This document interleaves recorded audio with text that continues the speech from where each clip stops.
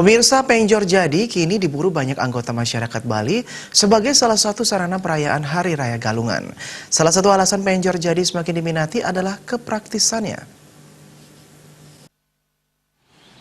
Keberadaan penjor merupakan suatu sarana upacara wajib ada pada perayaan Hari Raya Galungan. Penjor biasanya dipasang pada hari penampahan Galungan. Penjor terbuat dari bambu yang melengkung indah dengan berbagai hiasan dari janur dan berbagai hasil bumi. Penjor merupakan ungkapan syukur atas segala berkah yang diberikan kepada Ide Sang Hyang Widiwasa, Tuhan Yang Maha Esa. Seiring perjalanan waktu, dewasa ini banyak masyarakat Bali memilih untuk membeli penjor yang sudah jadi, seperti yang terlihat di salah satu penjual penjor di kawasan Jalan Kepundung, Denpasar. Banyak anggota masyarakat tampak membeli penjor jadi. Warga beralasan penjor jadi selain praktis, bisa menghemat waktu dan energi karena kesibukan Hari Raya Galungan. Menurut pedagang penjor Mangku Budiarta, permintaan penjor jadi telah meningkat beberapa hari menjelang Galungan, bahkan banyak pesanan penjor jauh-jauh hari sebelum Galungan.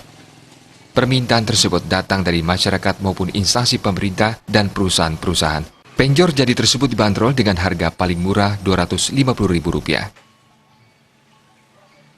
Ya, lumayan ada peningkatan.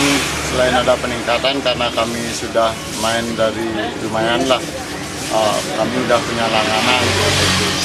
Itu untuk kalangan rumah tangga atau perusahaan, Pak?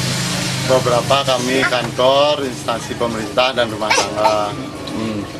Berapa rentang harganya, Pak, untuk penjor, Pak? Kami mulai harga karena langsung kirim pasang, mulai harga Rp250.000 sampai sekitar Rp1 jutaan.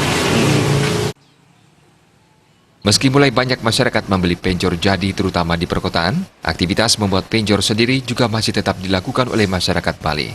Selain hal tersebut merupakan bagian dari pelestarian adat budaya Bali, membuat penjor adalah bentuk ungkapan syukur yang memiliki makna khusus di hati masyarakat Bali. Riasa dan Mondris, Bali TV.